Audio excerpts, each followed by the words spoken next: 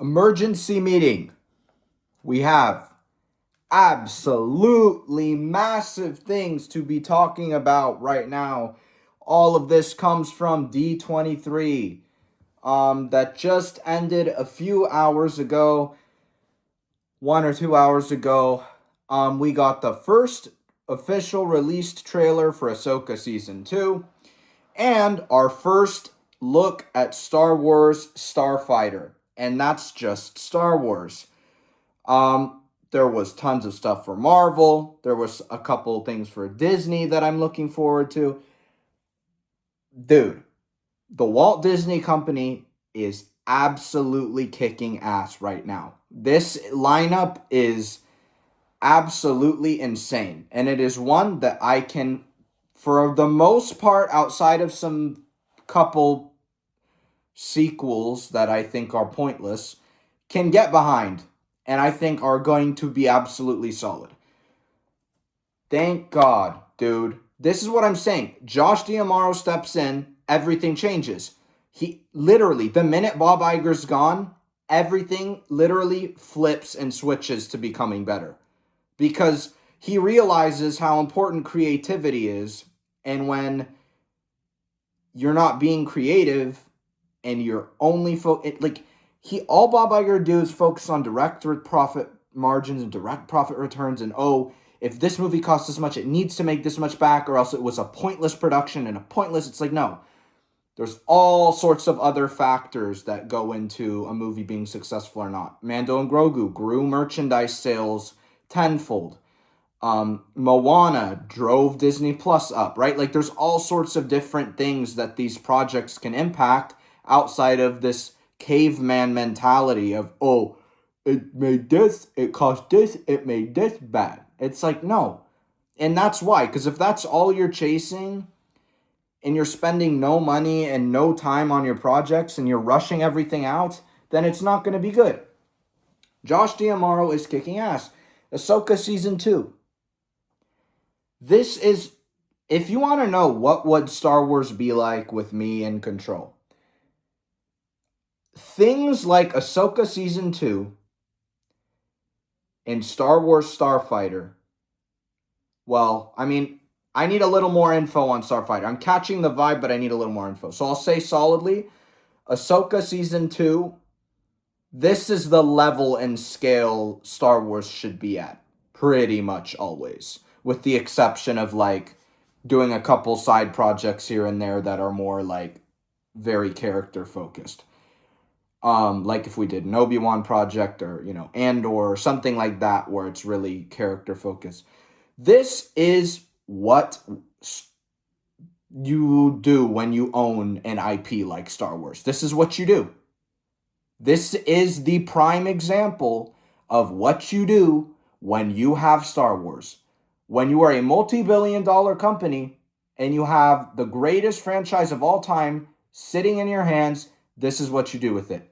Anakin Skywalker, Ahsoka Tano, Thrawn, Ezra, Hera, Admiral Akbar, which was confirmed to do it. Even though he wasn't in the trailer, he's confirmed to be in the film.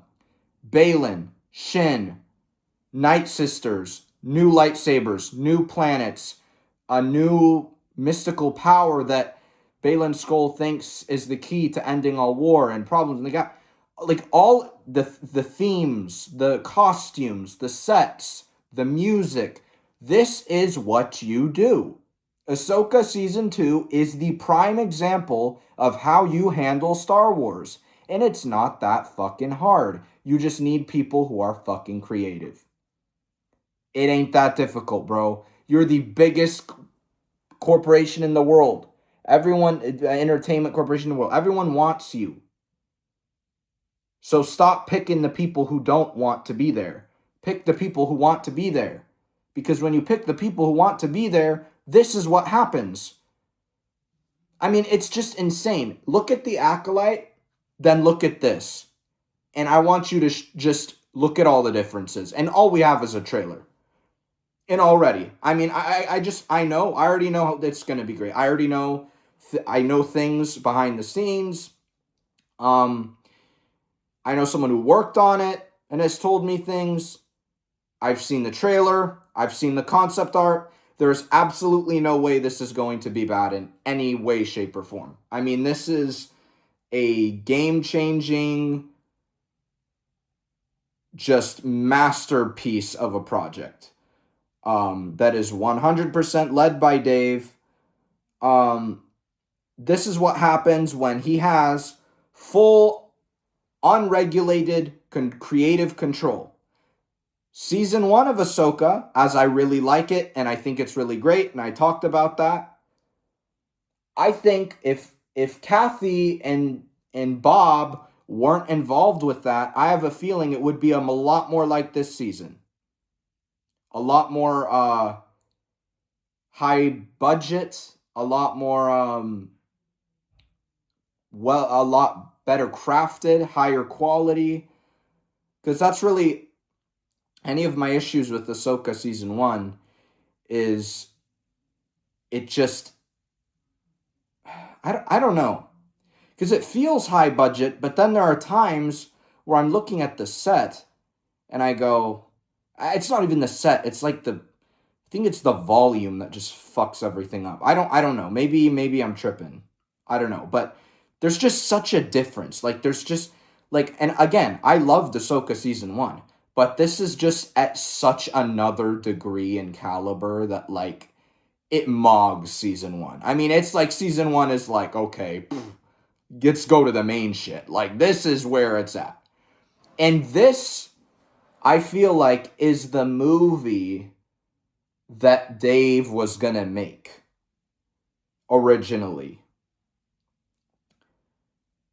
But that's no longer happening, and that movie is changing into a whole nother thing. It's still happening, but it's going to be very, very different. So I feel like this is more the original concept of the film he was going to do.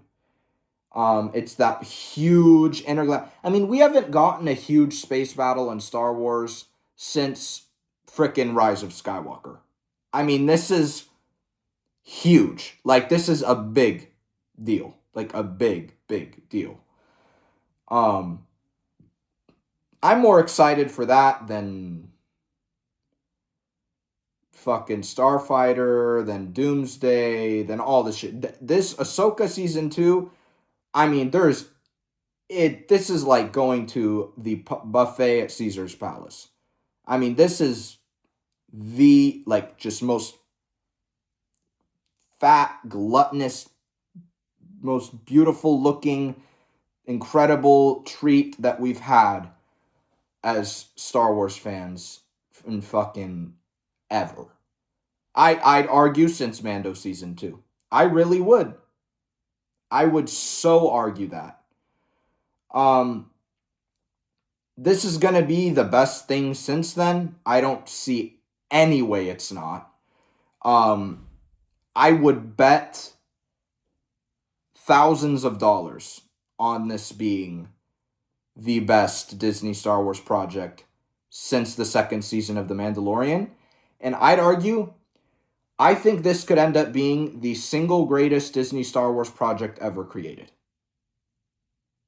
This is the shit, dude. This is what I want. This feels catered to me and my kind of, not like as in me, but you know, like there's art serves different purposes to different people, right? Some people really like Andor is their absolute cup of tea and that's their thing and that's what they want to see, right?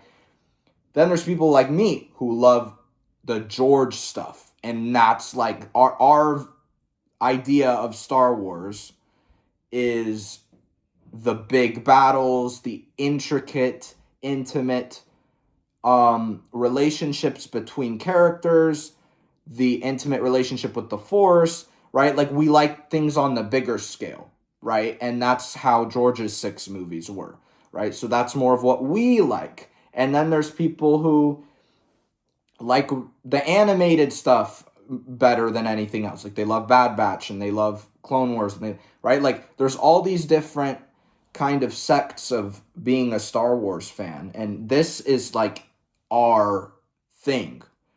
And I think this is the thing, and that's another thing, is it's going to prove that this is what Star Wars needs to stay alive. To be honest, we don't need more side adventures. We don't need another show with zero lightsabers and zero force and zero fucking anything. We don't need that shit. That's not what we want. I don't want anything to do with that. We've done it. We've done it well a couple times, and we've done it fucking horrible another couple times. So it's like, I think we need to go back to our roots, and Ahsoka Season 2 is our roots. This is like the blood, heart, and soul of Star Wars. And I have nothing but compliments to Dave, the entire team at Lucasfilm, the entire team at Disney, Josh D'Amaro, Alan Bergman. I have nothing but absolute compliments for all of these people. This is the smart move to make on a studio level, on a creative level, on a Star Wars level, on a fucking anything. This is what you... If... I like to play this game sometimes where I like ask an AI program for just random ideas, and I play red light, green light, and it's this game I play as a producer, and I have it give me all the details on this movie, how much it costs, what the cast is, blah blah blah, and I do it mainly to practice for the future and like to learn, and it's a great learning tool. And I tell it, green light this project, red light this project, and this is nothing but a green light. I mean, this is like such an obvious green light that I don't even, like, I don't know what's greener. I don't know what's greener, dude. And this isn't like, oh, well, there's fan films that are, this is like, all right, like, here. Like, you fucking... I mean, this looks so good that I'd argue it could end up being one of the best Star Wars projects created, period. I mean, this is, like, so phenomenal looking. Like,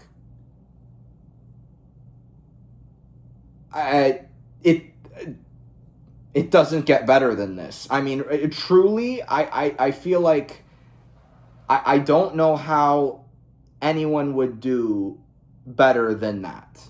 Like, obviously, we have to wait till it comes out, but I've just have this superpower, and it's so weird. But I watch a trailer, and this has only been the last year and a half. I watch a trailer, and then 95% of the time, my feelings on the trailer directly reflects my feelings on the finished project. I don't know how or why. It's just true. Because I see what they're... Because all I do is this. This is my life. So I know what I like, and I know what I don't like, and I'm able to figure that out and split that up from a trailer alone. And I mean, this is just, like, at another scale. Like, and this is just the teaser. This is, guys, this is 1 minute of footage. 1 minute. That's it. 1 minute of footage.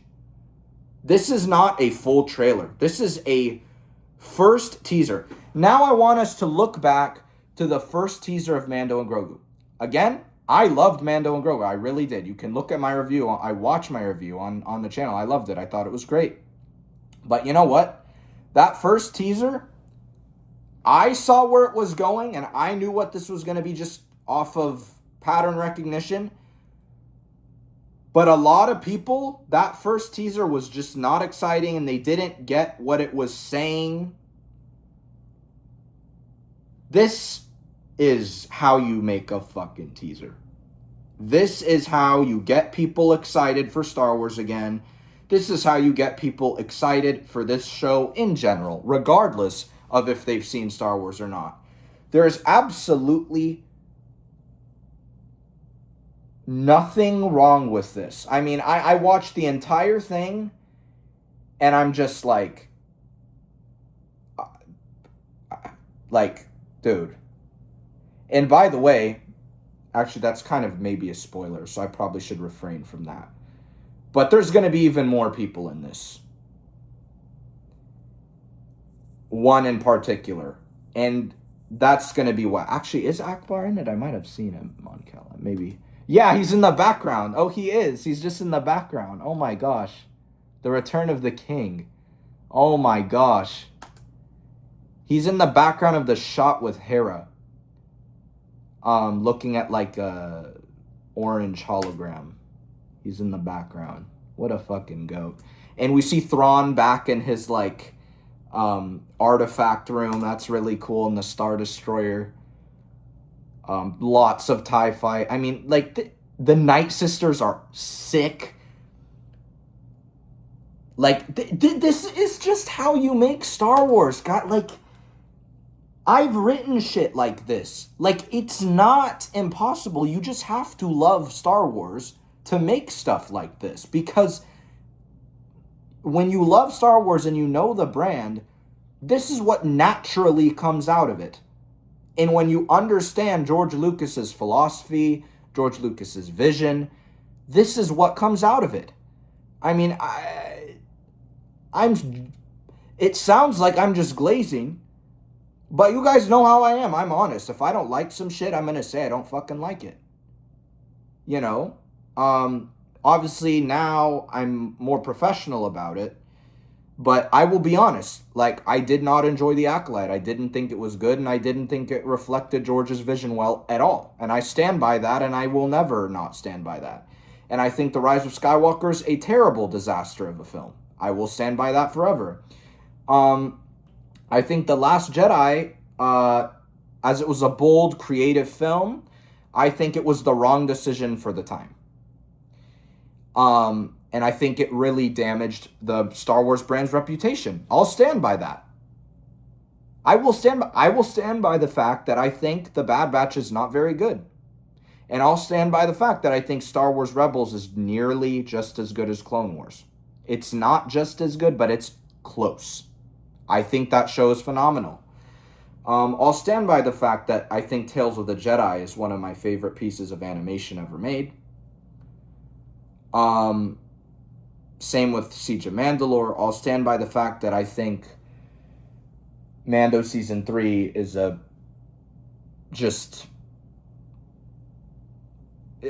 it's the finest example of corporate influence in film. I think that's one of the greatest examples ever. That and Spider-Man Brand New Day are two of the greatest examples of what people refer to as corporate slob. I mean, the amount of product play. I mean, we literally are watching Spider-Man. He goes down into this dude's car and he's like, "Don't worry, Spider-Man, I got you. I'll put it in sports mode." And they go into the car and they do a little BMW advertisement. And then they get a shot of Coke and they get a shot of this and they get a shot of that. Brand. So when I'm saying corporate whatever, I'm not trying to be political. I'm being dead ass. Like, they're advertising in the fucking movie. That's how fucking bad that was.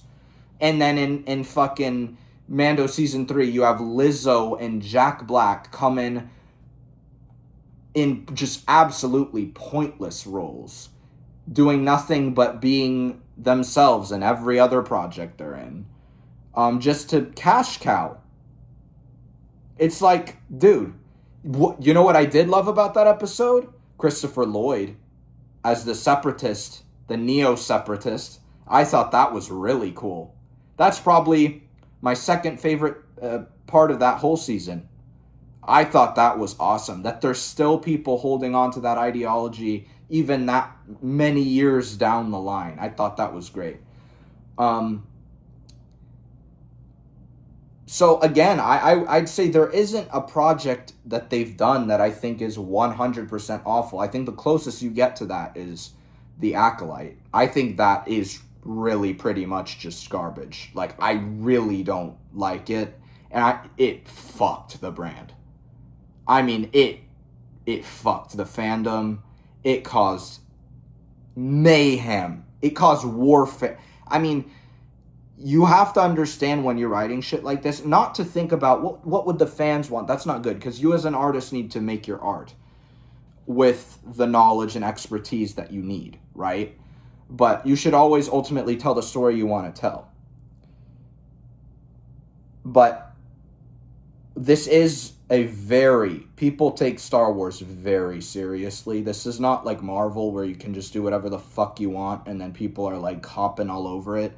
Star Wars, we are serious. If you fuck with our heroes, you fuck with our story, we don't like that shit. And The Acolyte literally stuck its big nose in the middle of George's story. And that's my biggest issue with it. They literally tried to make these two stupid fucks just as powerful as Anakin Skywalker. That is disrespectful, dishonorable, and fucking wrong. George already laid that out for you. Your creator, the reason why you're getting paid millions of dollars a year, the reason why you have the job you have in the company you run is because of this man, and you need to fucking respect him. And that was absolutely abhorrently disrespectful. And I stand by that, and I will critique Lucasfilm and Disney for going through with that and having any kind of sympathy for letting that through, and any kind of sympathy for the behavior of the creator of that show. And I mean, it's in the behavior of the lead actress. I mean, that was a PR disaster. It was a fandom disaster. It was a production disaster. It was a story disaster. I mean, that show is shit. And it's one of my least favorite pieces of art ever fucking made.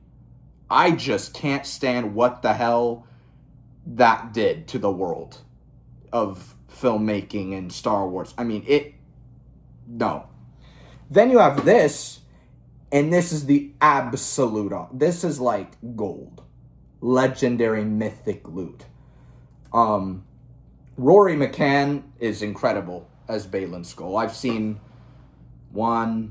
how many seconds is that? I can already tell. 1, 2, 3, 2.5 seconds. And I just know. 3, I guess 3, including that shot. Like, this is the shit.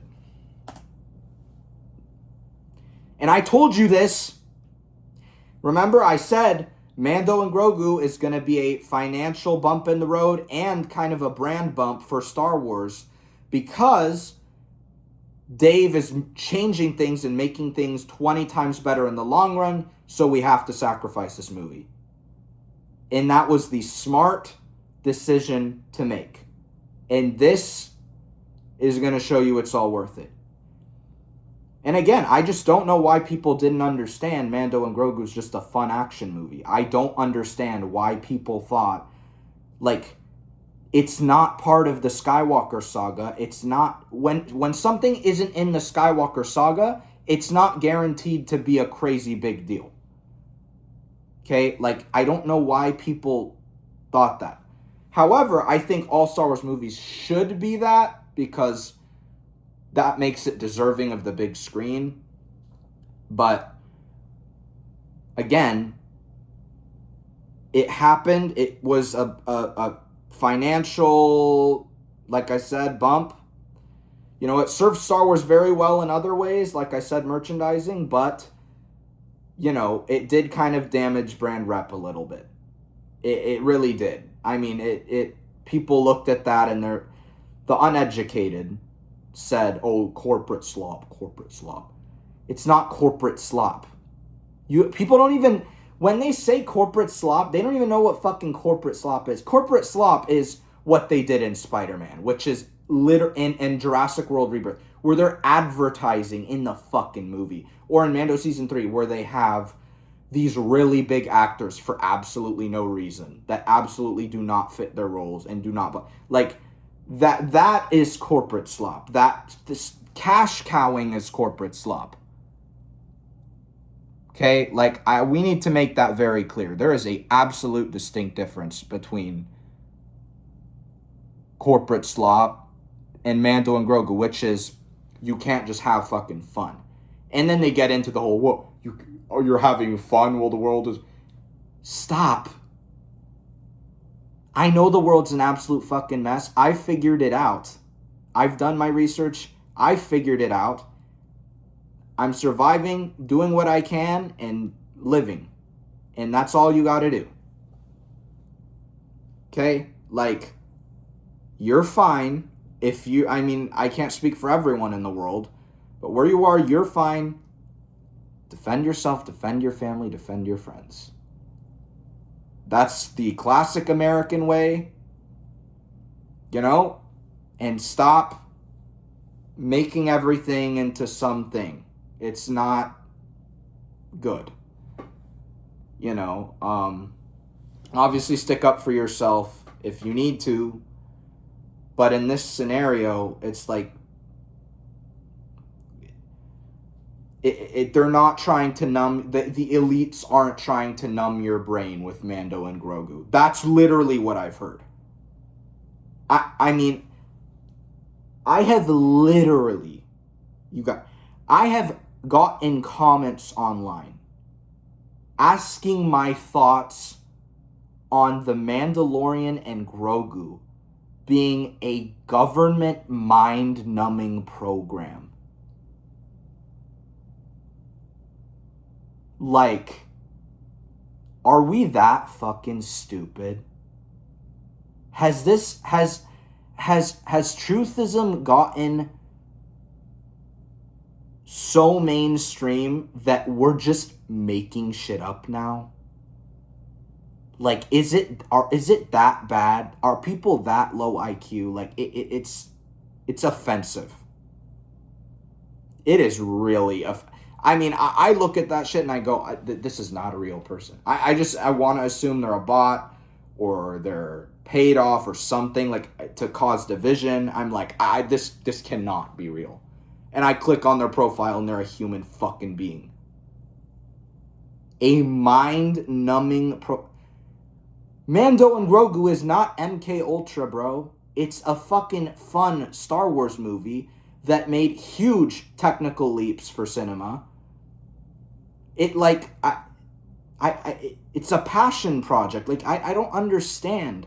And it's so well directed, so well designed. It's like, that's not and it's a one standalone film. It's not like they're trying to, like, just shut up. If you don't know what you're talking about fully, shut the fuck up.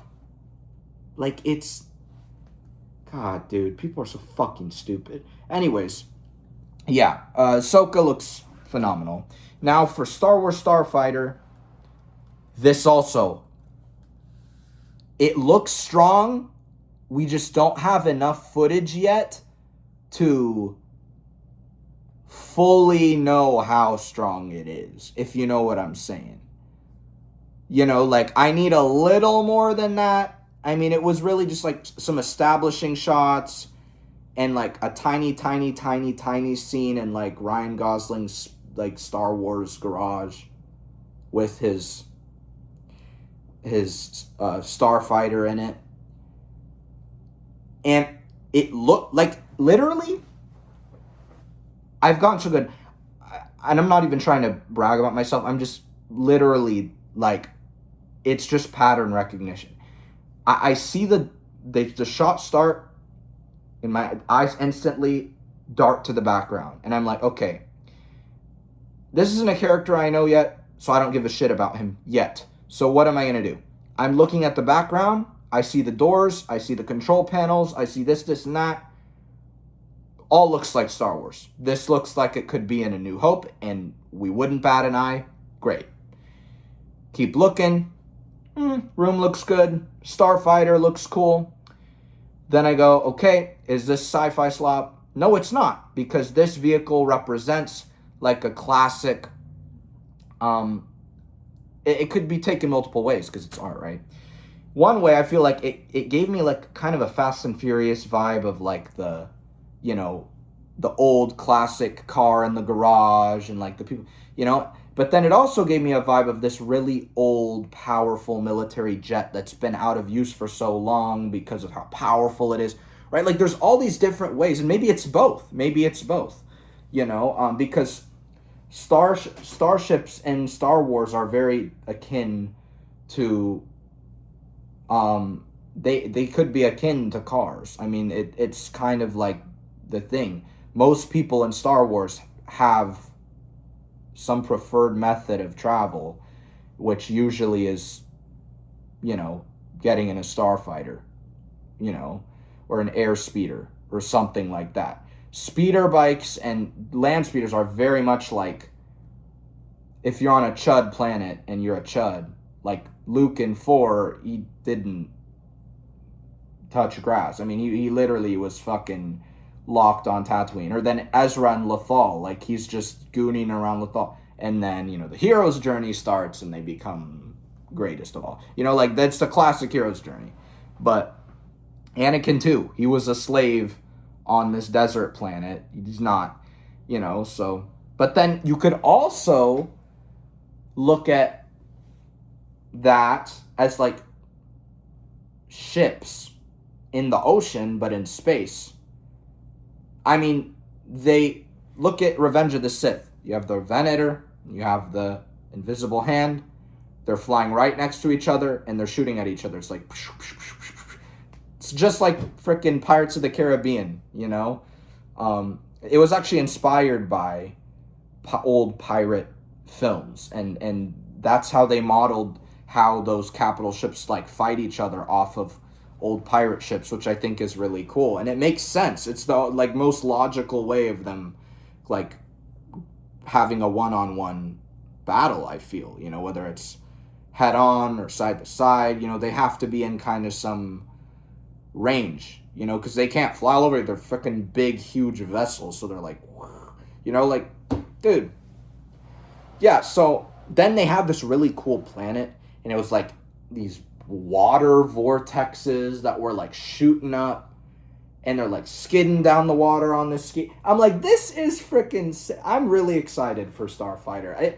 I want more footage than that, but from what I saw, I'm happy. I think it looks good, and I'm really excited for what Sean Levy, who I love that dude. I love Deadpool and Wolverine. I fucking, that movie is what marked the comeback of Marvel. That was the single project, and I know people say that over and over again, but that really was like the start of the turnover back to decency. I mean, obviously there's some hiccups on the way, like, you know, because plans change and having to readjust everything and reshoot and to make us lead up to Doomsday. But yeah, that project, dude, love that movie.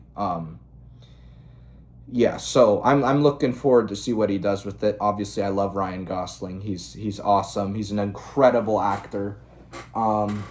And Thomas Newman is scoring the film, who did Shawshank Redemption, and that is some of the greatest film music ever made. And it's classic too. It has the John Williams classic sound, which will be very refreshing to hear because I love Ludwig to death. He's probably my second or third favorite composer at this point ever. And but at the same time, Star Wars' roots are very classical, and Starfighter's bringing that back. I mean, you have Thomas Newman. That's 100% orchestral all the way through. And it's everything in Starfighter, which is cool, is completely original. It's a brand new... It feels like a brand new galaxy, right? But what do? They have hints to what has been in the past so that it still feels like Star Wars and not just some other sci-fi thing, right? He's wearing the Rebel crest, but it's flipped up and there's a skull. So what does that mean? It's a totally different thing. Or he mentions the Empire, mentions these things, right? That have been so far gone now. They're like myths, fables, and legends. But yeah, I'm so happy to see Disney doing what they're doing right now. They are kicking ass. They are leading the industry in the right direction. They're being pioneers yet again. They're really doing the right thing. And I think the entire industry will end up following in their footsteps, which is beginning to prioritize creativity, technological innovation, and heart and soul. And that's every single one of these D23 projects, I feel like, has that. So I'm really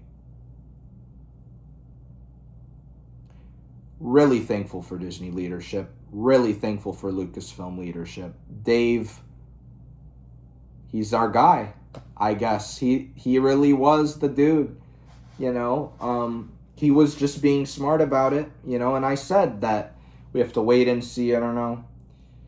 But he waited until he got his position of power, and now he's using it for good, and he's making things better. And it's like, there we go. That's really all we needed, was him the whole time, I guess. And then me in the future. You know, I'd love to work in Lucasfilm, and work with Disney. Even if I was in Disney parks, I'd love that. I just love the creativity and sandbox that Disney provides. I mean, you have Marvel, you have Star Wars, you have Pixar, you have Disney, you have National Geographic, you have 20th Century Studios, 21st Century Studios. You have all these like massive brands and IPs that you get to play with. It's like playing with toys as a kid, except obviously a lot more streamlined and a lot more like bold and strong. And you know, you take those really crazy ideas you had as a kid and you grow them into this crazy thing. And you know, that's the thing, is I have this internal 3-year-old within myself that will never go away. And that's why I love Star Wars, and I love all these crazy imaginative things and are pieces of art, is because, you know, it's that sense of just wonder and awe and just love that you get from art that you don't get from other things, you know. And it's like, and I don't use Star Wars as an escape. I wouldn't say that. I don't believe in escapism. I think it's running away from your problems. But I think Star Wars it gives you a new perspective on the world. And it's like, we see all these things day to day. They all have these totally different things day to day, but ideologically, they function the exact same. So what is real?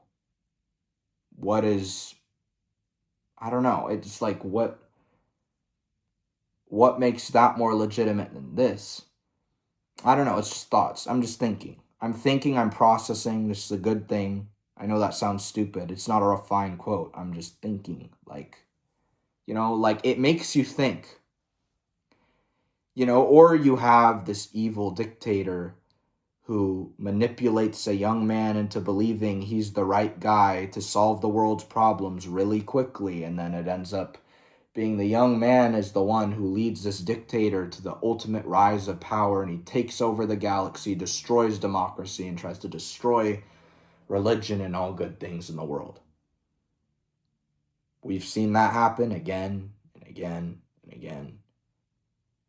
Then the hero who rises up, you know, goes on the hero's journey. We've seen that in stories from BC to now. So that is how enduring the tale of heroism is. Then you have all these planets that represent different parts of our world, right? You have Mustafar, and that represents like the volcanic side of Earth, and you have Endor, that represents, the redwood forests, and, yeah, like a very uh, northern, northwestern America, and then you have like Hoth, and that represents like snowy environment, like Iceland and all these things. Then you have, Camino. It's an ocean planet, and it's based off of like oil rigs. I live in Orange County, and when you're driving down by the beach, you see all these like oil rigs out there in the ocean. They're just like these stations that are just stationed in the ocean. And I was driving by one day, and I was like, this is literally what Camino is. It's a bunch of these different outposts that are completely isolated. I was like, it's just the ocean and oil rigs. Like this, and it's producing a product, and it's made by corporations. Like, Star Wars literally is telling our story with a completely different texture pack. That's literally all it is it's going, let's take our world and let's take you out of it to an extent that you might not recognize it at first. Make it way cooler. Lightsabers, starships, Death Star, Empire, Rebels, way fucking cooler. They just need Jesus in there, and then it would be the ultimate universe. Which he is. Then that's a whole other thing. Right? He is kind of there. I'd argue the Force is very akin to the Holy Spirit. I made a documentary called A Force of Influence where I talked about this. It's on YouTube. Check it out on Saade Film, Saade Film. 20-minute documentary of Star Wars. And basically, I think that the Holy Spirit is very akin to the Force and how it works, and how there's people who use the power of Christ for good, and there's people who use it for bad. And we see that in Star Wars. Obviously, we can't weaponize it in a literal way, physical way like they do in Star Wars. But I'd argue that that's a symbolic thing. I think that it is weaponized in ways, in pushing people away, or, choking people out. I think that's all symbolic as well. And I think looking at that angle, I think is really interesting too. But yeah, so you could argue he's there. I mean, he's just not like name dropped because it is another universe, and like different. It's a movie. It's totally different thing. So, and then you have the Father, the Son, the Daughter. You have the Trinity, right? But it's a different kind of Trinity, right? So it's like, and it's universal. That's how I describe Star Wars, is it is universal. You could apply the same themes that happen in Star Wars. In my life, I relate to it. The Force is Jesus, and I relate, I don't know, let's say the Republic as America, and I relate, all these things, starships to fast cars, and X-Wings to fighter jets like F-22. That's how I see these things, right? Then you go to another country.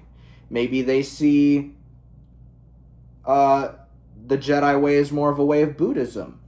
And they see, I don't know, things differently. And then you go to, I don't know, fucking, where would be somewhere totally, you go to, I don't know, China, and then you go to Japan, and you go to France, and you go to South America, you go to Africa, right? Like, everyone has a different way of looking at this. And that's why it works so well, is it's not telling you, it's inferring to you. It's guiding you. and you fill in the gap. It's like it's like your friend, like someone says something and then you and your friend look at each other and it's like you know what each other are thinking. It's like that. It's like this like subconscious, I don't know.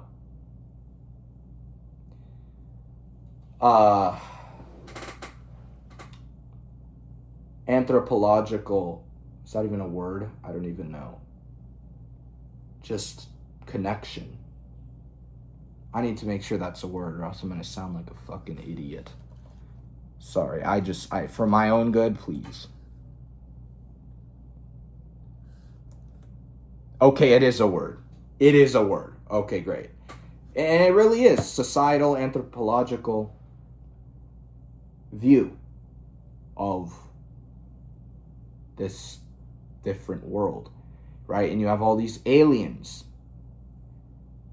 and the Empire doesn't like the aliens, and they only want humans, and they constrict the certain sects of the aliens to slavery, right? You have all these things, but pause. The Empire's cool, okay? The Stormtrooper armor, the vibe, the aesthetic, Darth Vader, Imperial flags, AT-ATs, and when you see me with Imperial shit, like, come on, bro. Culture Kings, by the way. And I believe 713 Studio. I'm also gonna fact check that.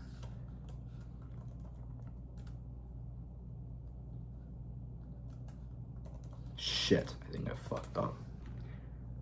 73 Studio. My bad. Culture King 73 Studio. You can buy this online, or if there's a Culture King store near you, you can go there.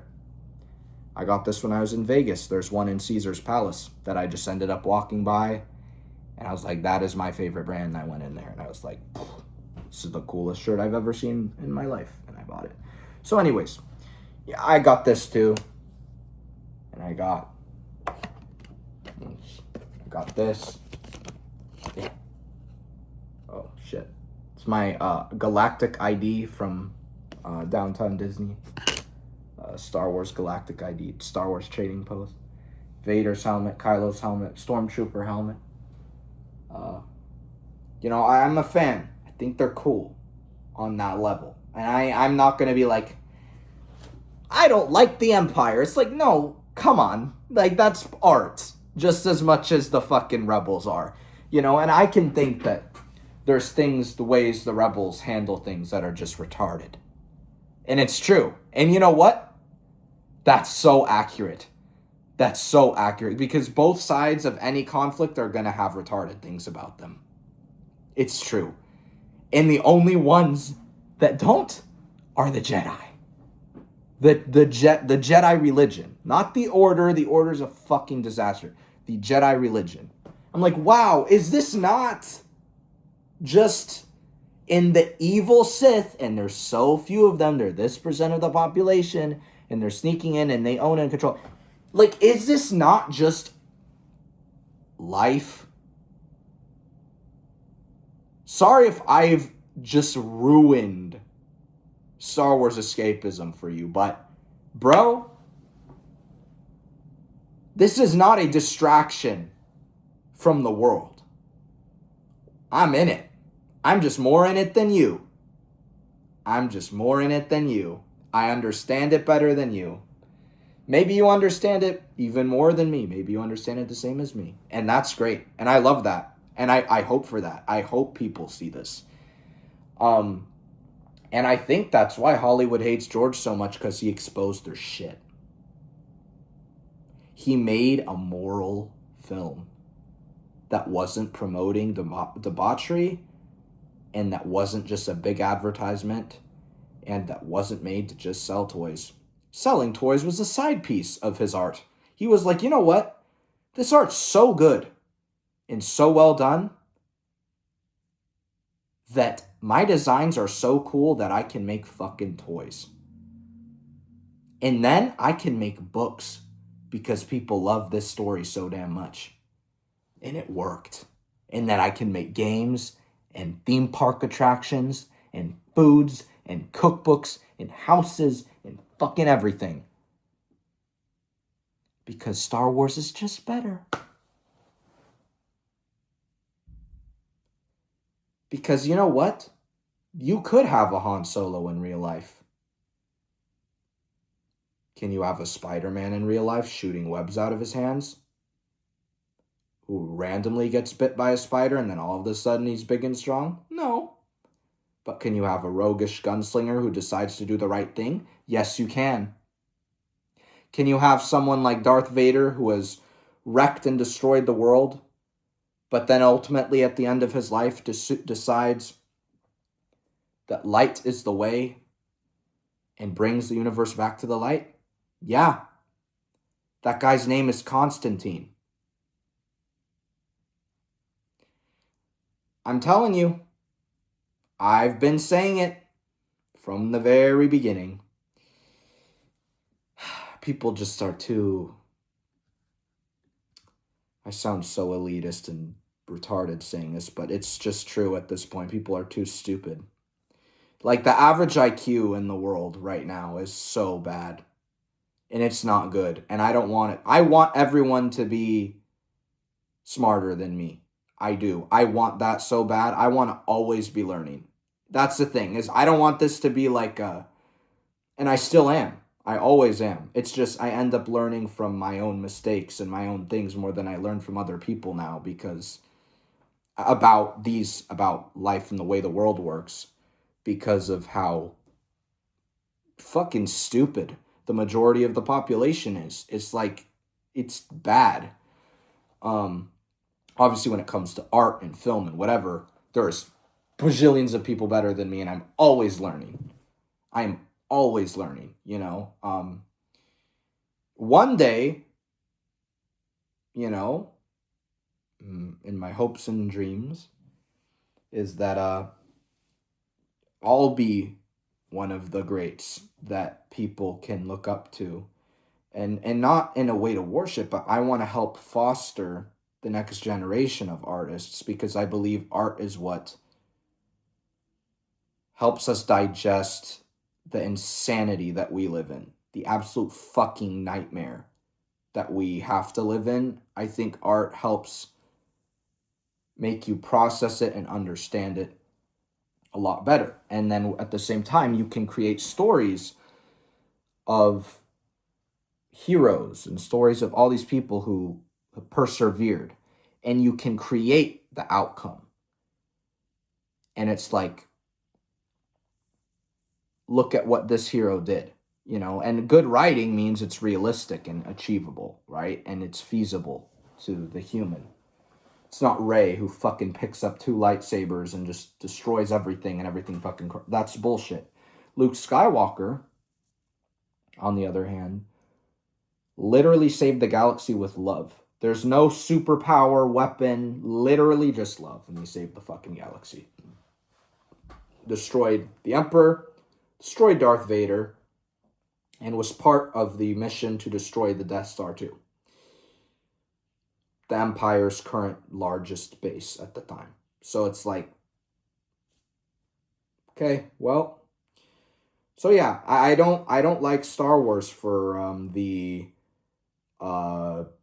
you know, nerdy, well, it is nerdy shit, but like, you know what I'm saying? Like the low IQ shit, like the looking at Star Wars as just, I don't want to demean anime, but like there are some animes that are dead ass just people fighting each other, and then the fans get so mad when this person doesn't win because it's not fair, and you know, like that kind of shit. Or like, you know, like there's just, I can't put it in words, but there's just this what if Darth Plagueis and Darth Schmidt, like, let's say Darth Vegas and Darth Enendedu What if they got in a duel and they didn't win, and then the entire fandom has a fucking war over? It's like, who cares? What matters is Star Wars remaining in art form and not just some corporate tool. That's what matters, because it is really powerful. And I'd argue it's more powerful than Marvel. People just don't see it. They don't see it because it's not being shoved in your mouth. And you know why that is? Why people don't see it? Because low IQ. And a lack of care, and a lack of care to understand art. Because Star Wars is the most pretentious art. Some of the most pretentious art there is. It's just, it doesn't seem like it, but it is. It's so like, it's not, no, I don't want to say that, because pretentious is like obnoxious indie filmmaker trashes Marvel because he thinks 1898 made French film with fucking no dialogue and no fucking lighting and bullshit, this and that is bad. You know, like, that's pretentious shit. So I wouldn't say it's pretentious. I'd say it's the most artistic, one of the most artistic films ever made. And I'm glad to see AHSOKA Season 2 continuing and carrying that legacy, because we were struggling. We have been struggling for a while, and it had slowly started to become just throwing characters and duels together, and it's like, oh, who's gonna win? And it doesn't mean shit, you know? But then again, in Maul Shadow Lord, is it about Maul versus Vader? Nope. In fact, the entire fight, Maul just is getting shoved to the side. Because that's not who Vader wants. You know, he's just this mercenary. He wants to fucking kill them all. He's done with these people. He's tired of their shit. You know? And maybe he saw something in, what's her name? Shit. Iko Diodaki's apprentice that made him, maybe I can turn her to the dark side, you know? And he was like, he killed her master in fucking front of her, and she was going ape shit on him, and he knew. Again, no dialogue. We just saw, that was a great example of having no dialogue. It made sense. You didn't need him to say, you didn't need to say a word. It was all his body language and his breathing, which I found to be incredible. And the sound, the roaring sound of his saber ripping through the air. That's all we needed. Yeah, man. I mean, that fight was a very important fight for a lot of reasons for that show, you know. And so that's what I'm saying. You can have those crazy badass fights between popular characters, but it has to serve a higher purpose. And that's my whole thing. I think everything in life needs to serve a higher purpose. I just live by that. Like, why do stupid shit? You know, why do pointless shit? It's a waste of time. You're like a 1 out of I don't know the exact statistic. You're 1 out of quadrillion billion fucking chance of existing. Use it. Don't fucking waste it on some bullshit. You know, like, I don't know. I'm on a tangent, but it's just true. It's fucking true. I'm right again. AHSOKA Season 2 is going to be great. And Star Wars is the best. And it's just true. It's just true. It is just fucking true. So, that is it. This has been a very solid video, I will say. Very, very solid video. So leave a like, subscribe, share, get this knowledge out, get this idea out. I want you guys to debate me. I want you guys to ask me questions, because that is the greatest way for a society to grow and for a society to try to understand each other. Because I know you guys probably also have some maybe really good counter arguments to what I'm saying, or maybe you guys really agree with me, but you have a different perspective And that's like, I love this kind of discussion. So hit me up, directed by Zayn Saade on Instagram, directed by ZAYNSAADE.